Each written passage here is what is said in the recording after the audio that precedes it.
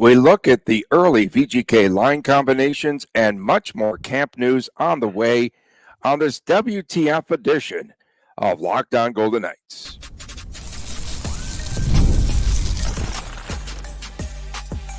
You're Locked On Golden Knights, your daily podcast on the Vegas Golden Knights, part of the Locked On Podcast Network, your team every day. Well, hi again, everyone. Tony Cardasco, Chris Golick from Las Vegas. Thanks for making us your first listen each and every day. You can find us wherever you get your podcast, and please make sure to subscribe to our Locked On Golden Knights YouTube channel. We are brought to you today by FanDuel. Go to FanDuel.com for all the lines, props, and much, much more for college football and the NFL. Before we get into line combinations, Chris, we need to address the elephant in the room, or in this case, the panda not in the room. Good for Kelly McCrimmon to come out of the gate and to address the Robin Lehner situation. The Golden Knights general manager said yesterday that Lehner will not be reporting to camp this season. He said Lehner is not fit to play, and VGK still looking into what they need to do next as they have discussions with the NHL and the Players Association. Yeah, I mean, there's not much to it. And again, at this point, it's why is Lehner not showing up and possibly leaving some money on the table? There's obviously a lot of moving parts, and I think we're all in the same boat. We wish Lehner well. Hopefully everything is okay. And on the Golden Knights side, you hope this does not negatively impact any salary implications whatsoever, and it gets worked out for all parties concerned. Yeah, for sure. So let's talk about these line combos. The opening day line combinations for VGK, and we could talk about any surprises and what have you. We've been pretty much on top of this all summer long, and we've gotten the comments of everyone from the team across the board, and really not many surprises, as Bruce Cassidy actually came out in the media last week and told us that top line. He tipped us off with Eichel, Barbashev, and Victor Olofsson. That'll be the top line. The second line, Carlson centering for Dorofeyev, and Stone. Line three, so they kind of flip-flop the lines, if you will. Line three has Hurdle, who I'm starting to feel might not be feeling the best, might not be back to 100%. I think he still might be having some of those effects of the surgery last season. So you've got Hurdle with Nick Waugh, who we talked about this past week and what his role might be. And Alexander Holtz would be the other winger. Line four with Brett Howden, Keegan Colasar, and guess who? Tanner Pearson. A surprise, but not really a surprise. But the big surprise there might be the fact that there is no Brendan Brisson there. You get the feeling that Pearson is going to stick. That's the belief, right? Any other surprises on the forward lines for you? I mean, yeah, the top line, we knew what was going to happen based on comments through the media throughout the week. Second line, I love this. Carlson in the middle, 30-30 player Tony, with Mark Stone, who can be a point per game player. He's been right around that in the last few regular seasons, but injuries obviously have limited the number of games he's been out there for. And then Dorofeyev, I mean, he is just going to be in such a good place with Carlson. There's familiarity. Coach Cassidy talked about that. And Mark Stone, I think, can get acclimated with any center in the league and do a good job. Third line, talk about this a lot. The third line is one of the most complicated lines for any NHL team to put together. Golden Knights actually had some consistency last year there.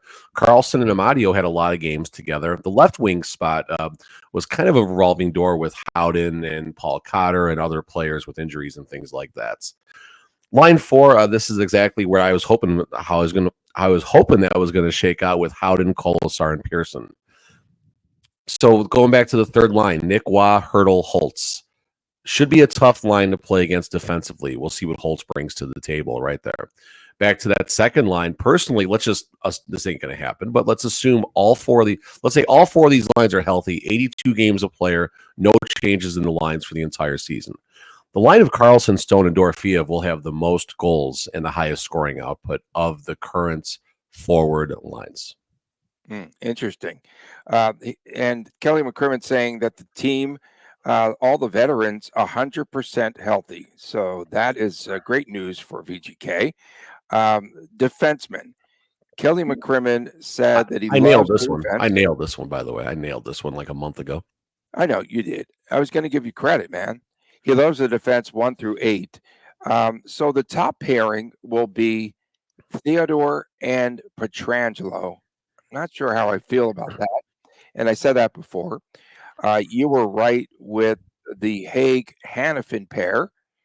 And then we have McNabb and White Cloud, the back pair. Yeah, no, I wasn't even going anywhere else with that. No, I really like these line combinations. Excuse me, the D pairings, I guess is a better way to say that.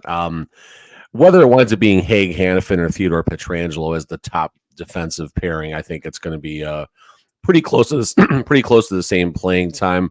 Possibly in stressful situations, they'll load up with Pietrangelo and Hannafin, if they're trying to close out a game and stuff like that. But the balance here is really good, right? Pietrangelo kind of stay at home, got some mobility. Theodore, a lot of mobility. Nick Haig, kind of like Pietrangelo, a little more physicality, but more of a stay-at-home defenseman. Noah Hannafin, very mobile defenseman. McNabb and White Cloud both are kind of that stay-at-home mentality. McNabb a little more than White Cloud. White Cloud does have mobility to his game as well. And McNabb and White Cloud both are comfortable in offensive situations as well. We've seen them both take some chances. I've commented White Cloud had a couple of shifts where he looked like a center out there last year, where he's not afraid to rotate to the other areas and just to do whatever it takes. So this is good. I mean, this is certainly something. I mean, it's day one at camp. Let's not overthink this, but in the same breath, this is what the plan is right now. This is what the plan is. If this clicks, nothing's going to change. You might see some different pairings and some different forward combinations, but on whatever master plan that's out there, whether it's a whiteboard, a chalkboard, a post-it note, or a napkin, this is the master plan right now. These forward lines, these D pairings. So I'm excited. I like every bit of this. There's some surprises. There's some stuff I thought was going to happen, and should be. It's good balance. It's good balance. I think someone asked McCrimmon yesterday if they would play all 8 defensemen.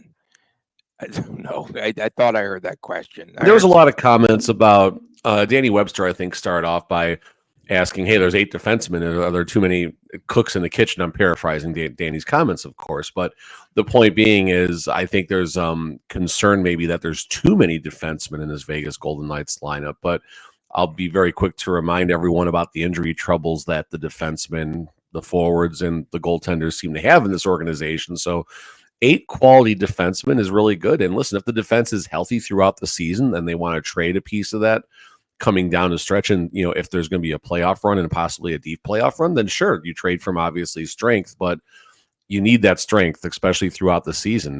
We'll talk about Cassidy's comments about how he feels about where the Golden Knights should be ranked defensively in the Pacific later in the second segment. Okay, yeah, we can talk about that. I wanted to talk about Tanner Pearson for just one moment. So this is probably why Bruce Cassidy likes a player like Pearson. Did you hear that comment from McCrimmon? That Tanner Pearson, he broke both hands last season doing what? Blocking shots. He broke both hands blocking shots. And so, of course, Cassidy wants all of his players to sell out and get in front of the puck. So this guy's going to stick. There's no doubt. Yeah, no, the Golden Knights definitely, they want the forwards, the defensemen, Chance, the peanut vendor, the beer vendors, and the ice cream scoopers and everybody else. They want everybody blocking shots. The goalies don't necessarily. They want the town crier. No, they need to preserve the town crier. He's vital to the organization. But it's something that goalies don't like. I mean, if you can block a shot from far away, fine. If someone can sell out to block a shot, that's, a 2-on-1 situation, whatever, fine, so be it. But from a general perspective, goalies do not like every single shot. They want the shot to come in clean. The reaction time changes dramatically when a shot is blocked. So a little bit of some contradictory stuff right there, but point is, Tanner Pearson does seem to have the mold of what Coach Cassidy and Kelly McCrimmon are looking for as far as just a gritty fourth line winger who will do everything it takes, whether it's physicality, whether it's shot blocking, whether it's just, finding a way to hopefully fill out, 60, 65, 70 games. I mean, again, if they can have the same fourth and third line players together for, 60, 65 of the games, that'll be a good health season for the Vegas Golden Knights. So VGK will have that game on Sunday afternoon at 5. So that shapes up to be a pretty good sports day here in Vegas. Raiders at 1 o'clock, 5 o'clock. You could. Are they here? Or are they they're on the road? They're on the road. Okay. Hear me out. I was going to say you could tune in to the Golden Knights and Sharks. Tune in. So they're not here. And then at 7 o'clock, the WNBA game. So they came to their senses and put the Aces game at 7 there. So there's not a ton of congestion there. Still be some, but some overlap or what have you. And then between the pipes, we have We're a sports city, Tony. We're a sports city. We have Aiden Hill with those. Man, what are those? What were those pads he's wearing? He's got a waffle. He's got a waffle. It's kind of cool, actually.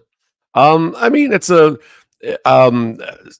Jesse put it out there, a tribute to one of Berkey's old pad setups. So I mean, nothing says you love your coach better than maybe the word is says, hold on. It's a contract year, like wearing your coach's pads.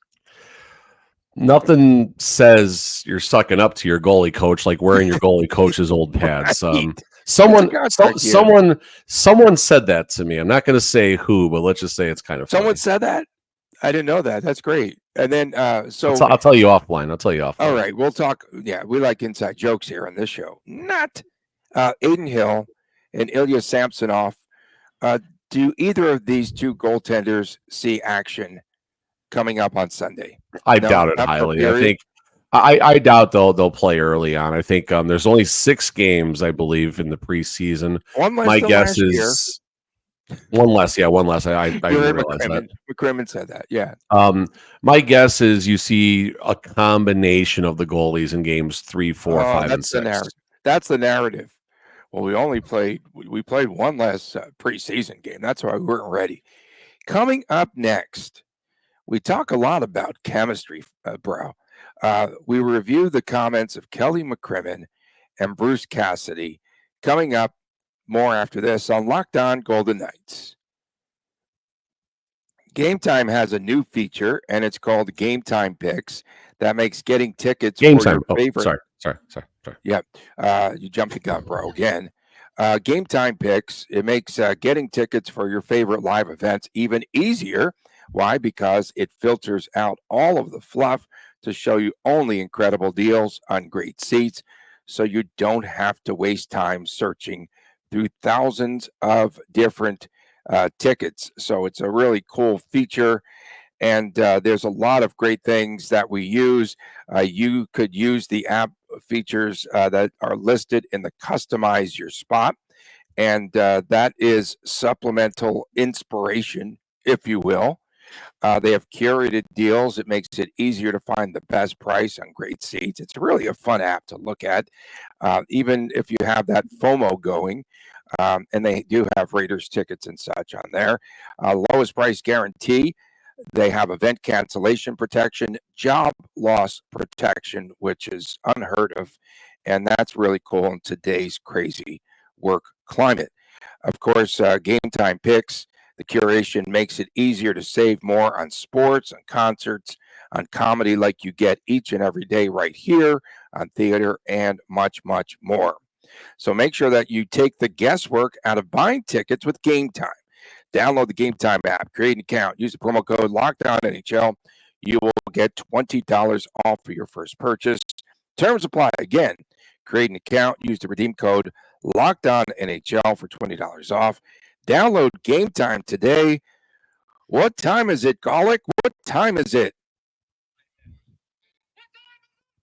On this edition of Locked On Golden Knights, Tony Cardasco, Chris Golick from Las Vegas.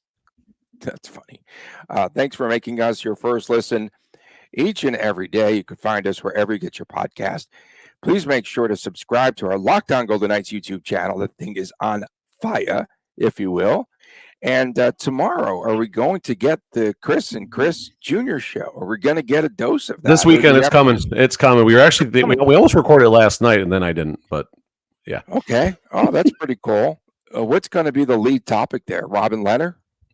No. I think I want to know. I think first. Does he remember Robin Leonard? Does he? He remembers Robin Leonard, absolutely. That's 2 years ago. No, I think we'll want to just talk about what he's excited for the season and what he's looking forward to, and just kind of see where it goes. I think he's looking forward to a lot more at the concession stands if you're getting 20% off. Maybe.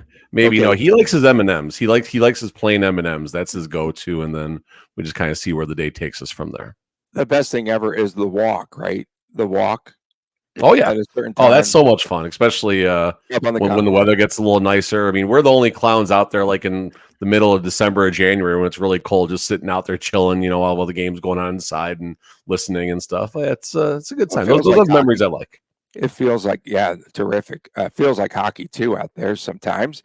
Both Kelly McCrimmon and Bruce Cassidy met the media on Thursday.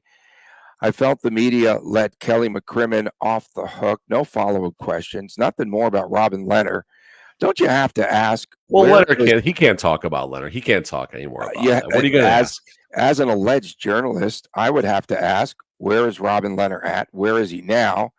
Is he still in the NHL program? You would as a journalist, as an alleged Kelly A don't know or B can't comment.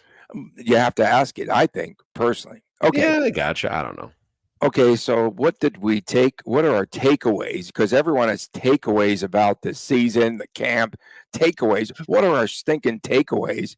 McCrimmon said that the summer was 43 days longer for VGK than the Cup season, 136 days compared to 93.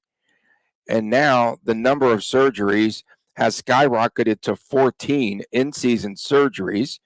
I had the under going in. He said that there will be more competition, of course, as we will see compared to last season.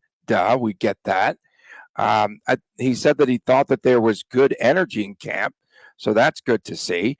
I think the most important thing was that the team is definitely healthy, and that is, I think, the most important part of everything that he said. We know there's going to be competition. Said that the team is humble and hungry. Your thoughts of any other McCrimmon comments? What stood out?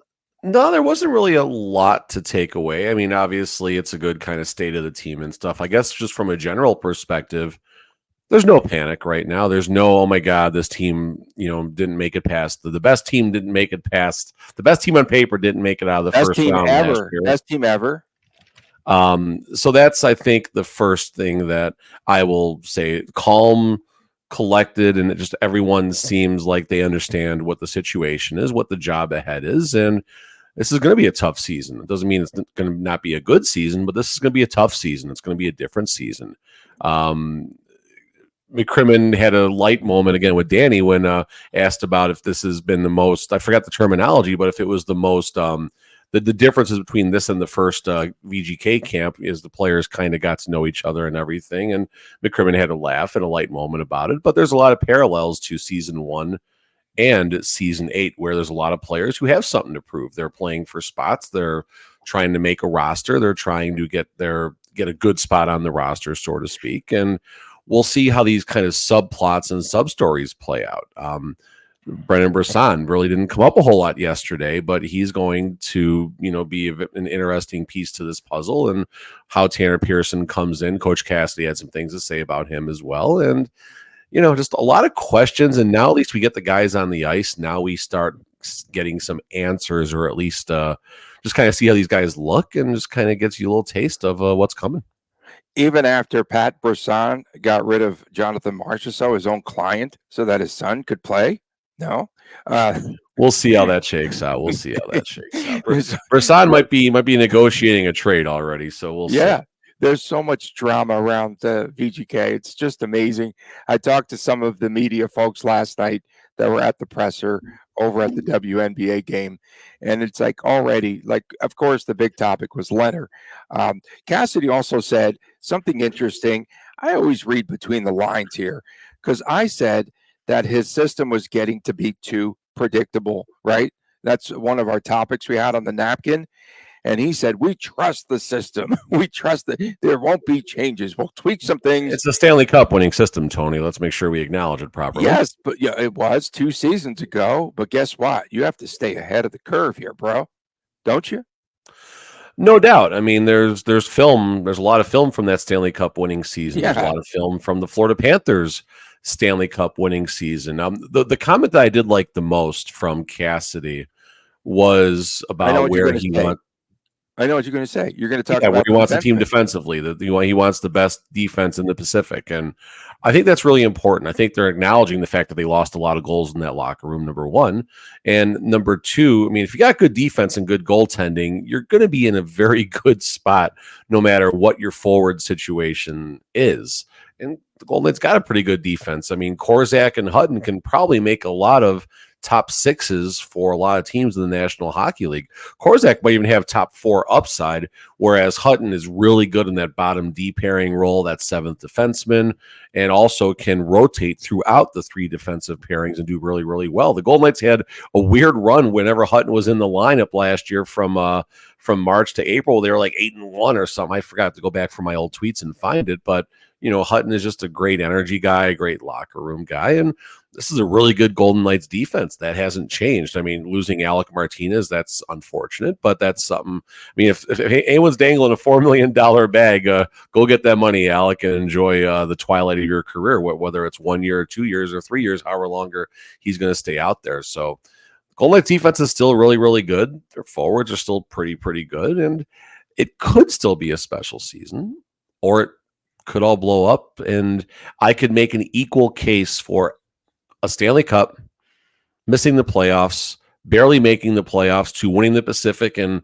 getting knocked out in the Western Conference Final. Like, everything is in play this year. Last year, the expectations were maybe not a Stanley Cup, but hopefully a conference final run, maybe at least win one round and see what happens.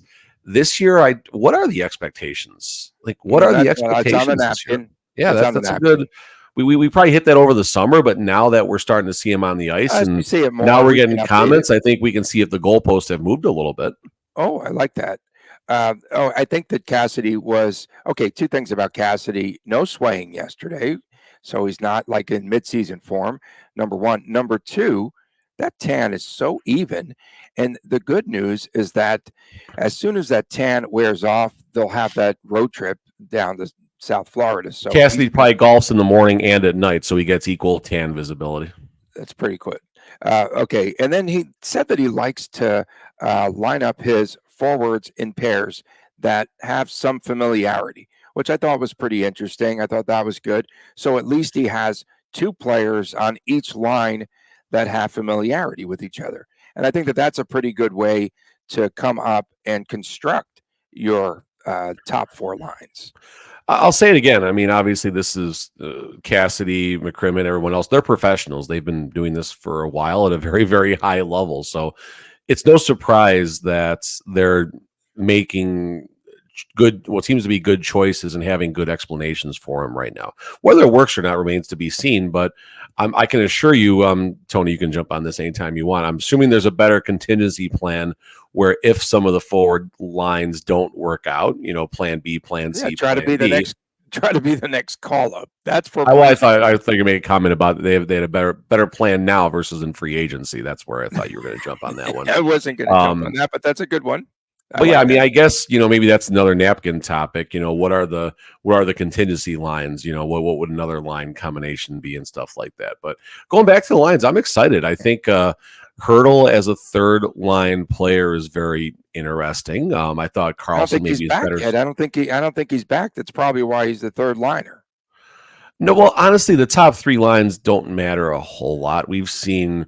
Especially back, we're going back obviously to the Gallant days, but there was times where all four lines are playing in the most stressful of situations. DeBoer loved rolling all four lines when he could, and Coach Cassidy likes rolling all four lines as well. So if the top three lines, obviously special teams will change some things a little bit, but if the top three lines at least are getting, close to the same minutes. I say it's not going to be close, but in the ballpark of the same minutes, that bodes really well if you can put any of those top 3 forward lines out there in, stressful scoring chances.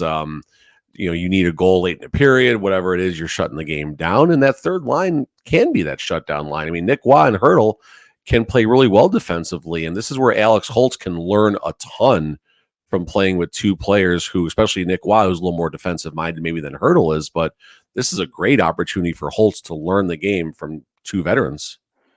Thursday, the focus was on defense, and Cassidy said he showed the team its identity, whatever that meant.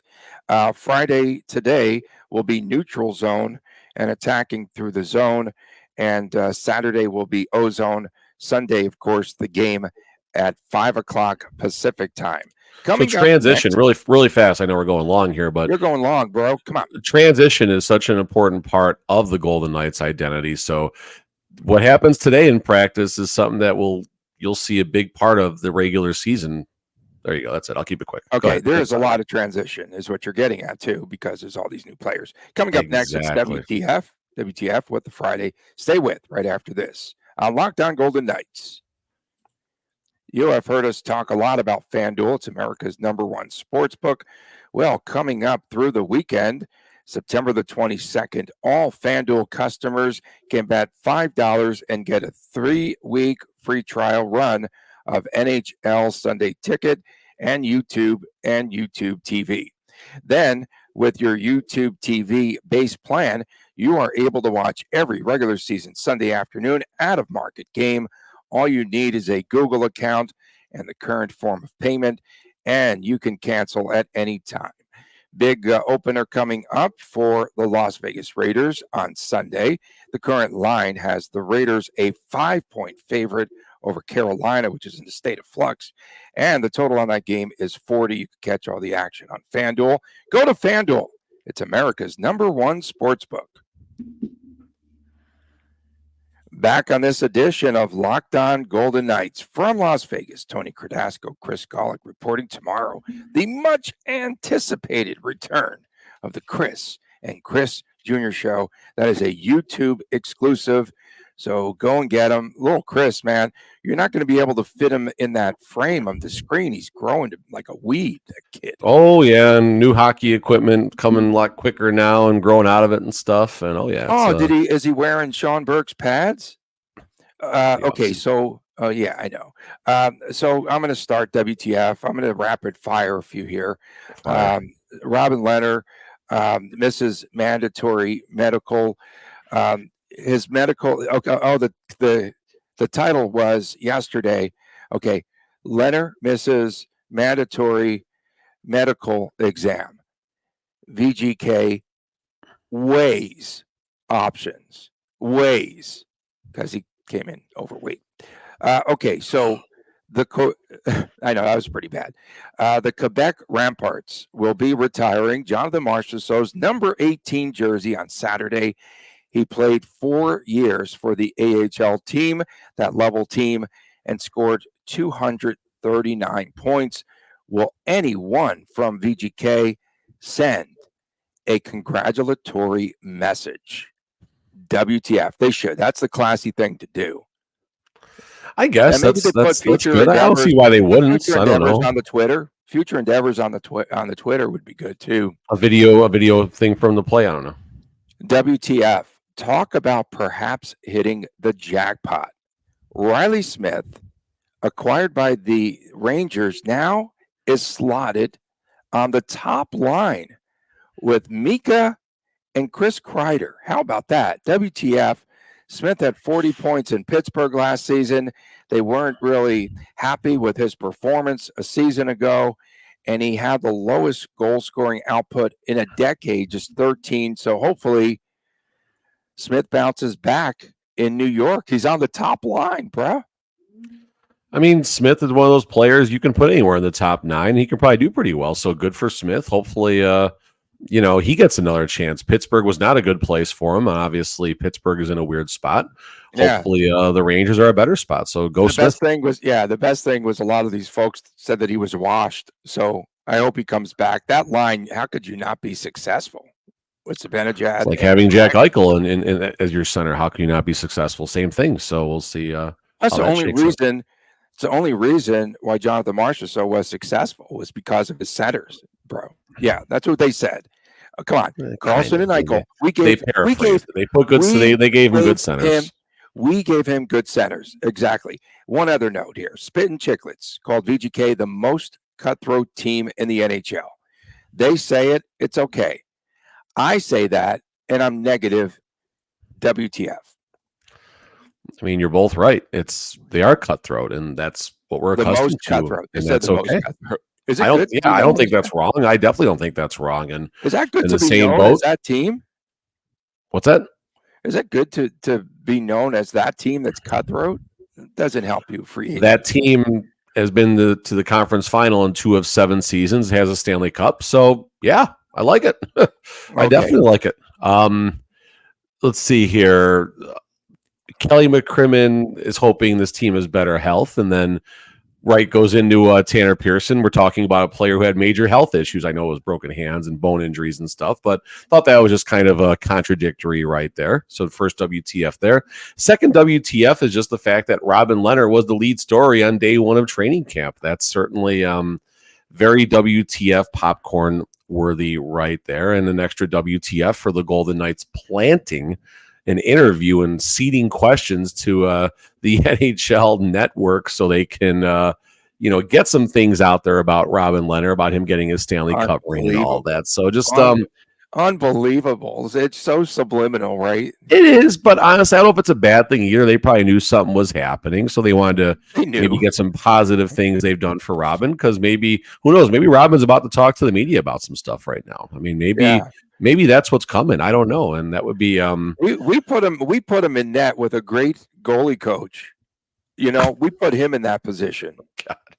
WTF Aiden Hill for the goalie kit, I guess, if we're gonna take a shot right there. I mean, obviously it's nice that there's a nice relationship between Burke and Aiden Hill. That's not necessarily how it's been with goalies in the past in this organization. That was him smooching up. Yeah. I will very politely go out on a limb and say that Logan Thompson would not be wearing a goalie kit once used by Sean Burke, or at least emulating it. But you can ask Logan yourself about that, I guess. But I'm pretty safe you wouldn't do that. So WTF Aiden Hill at a contract year, Tony, sucking up to the goalie coach. Okay, WTF from James Russell. Moving to Oregon soon. Guess I'll have to get the NHL package or become a Kraken fan. LOL. WTF. WTF. Our guy MJJ Bebe said, where the blank in the world is Robin Lehner? That's a WTFer for you. WTF from our guy Nick. Stan Bowman literally said the Oilers will not be placing Kane on LTIR LMAO. So no, this is not at all the same as what Vegas does. He's going in LTIRS. If we're throwing letters out there, can I say STFU, or is that a little too brash? No. That's good. Okay. Well, we already made the smooching sound, so go ahead. STFUF, because we'll get an extra Friday in there. So it's the Friday in there. WTF, and so we got an extra Friday in there. Okay. Dean Jones, who has some great content. Thanks so much again for always giving us some good stuff here. Oh, Dean's been good. Dean's been on the ball. Oh, he's feeding us stuff too. What would the show be without a napkin and Dean Jones? He said a lot of stuff to talk about on the pod tomorrow, which is today. 1671-61 on line 2. Nick Waugh playing left wing to Hurdle Holtz. Pearson starts first practice on the 4th line. The Howden line. He called it the Howden line. I want to just hug this. He really got his own line now. Let's go, Howden. Well, I've been calling it that forever. Even when he's out of the lineup, I still call it that. It's telling Brisson, odd man out. Yeah, that's the big question. Hey, Caniff in a pair. Petro Theo. WTF. WTF. Hubert Jakar. WTF myself. I hated the ruthlessness business side of VGK in the early years, but now I love it. We have a contender team every year, and just listening to other fan bases crying, moaning about us, it is so much fun. Keep going, Kelly. WTF. 100%. No, I'm with you. Listen, I'll say it again. I threw my hissy fit over the Marchessault situation. I still stand by everything that I said as far as how that was handled, but that's also in the past. And again, you can't say anything negative about McCrimmon's handling of a player without acknowledging everything everything the caller just said, Tony. Everything about the fact that this is a contending team every year, even season 5. The 1 year this expansion team has not made the playoffs. Think about that for a second. The 1 year this expansion team has not made the playoffs.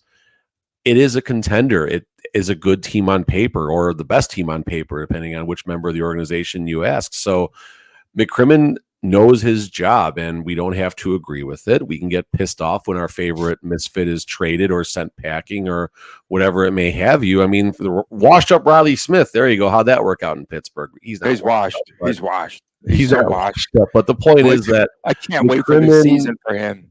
I cannot. McCrimmon knows what he's doing, and even when I get a little pissed off about some, I need to remind myself about the fact that I got to watch not one but 2 Stanley Cups awarded in the city of Las Vegas on a sheet of ice in Las Vegas. Like, that's just interesting. That's pinch me type stuff right there, and that is a testament to. You didn't sell your tickets for the Caps for the final game? No. Oh, I was there. No, God, no. There wasn't a world that existed where I wasn't going to see the Stanley Cup awarded. Okay. That's a bucket list item. That's a bucket list item, and the fact that I got to do it with a hometown team in Las Vegas, that's just mind-boggling. Okay. It's awesome. I don't know if this is funny or not, or we should be concerned. At Darth Tommy 774, wife of 28 years told me she wants to move out for a while. At least she waited till hockey season. WTF? Joking, not joking. Not joking about the fact that she waited till hockey season, or this is actually happening here. Is this actually? And who gets the nighttime app and the divorce? That's the bigger question. I remember a long, long time ago, one of my old high school buddies. Shout out to Garrett Ginsler, who got dumped on Valentine's Day once. Oh, that's the worst. That's the worst.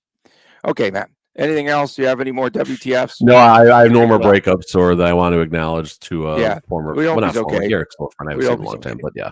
For sure. Hockey buddy. He's a hockey buddy. Of course. We appreciate everyone tuning in. Don't forget, tomorrow is that day, the 21st night of September. So make sure that you tweet about it, be about it. Of course, on Saturday. Is there something exciting tomorrow or no? Earth, Wind, and Fire. Every year. Last year, you didn't know the song, dude. Do some research on that, bro. What is this crap? I have no idea. All this old, of course. Old man yacht rock here from Tony. But of course, the highlight of the 21st night of September will be Chris Golick, and Chris Jr. They'll be doing their thing there, the Chris and Chris Jr. show, and that will be the YouTube exclusive. Look for that. That'll be posted globally. Oh, shoot. Hang on. We'd like to thank everyone, especially our everydayers. Thank you so much for tuning in. We got some great photos yesterday from one of our avid listeners from VGK UK. Look in the messages there. Sat watching my son train, also watching the show, guys. Really enjoyed the daily show. Big thanks from the UK. And his kids got the VGK kit, goaltender. So thank you so much. Good job, Tony. Wait until the 38th minute of the show to finally give a shout out to someone who does that. Good job, Tony. Good job. I forgot. What time is VGK UK, thank you. It's game time. Of course. Thanks so much for tuning in. Subscribe to our Locked On Golden Knights YouTube channel. From America's Golick, I'm Tony Cardasco. Have a terrific weekend. And we'll see you again Monday right here on Locked On Golden Knights. And please.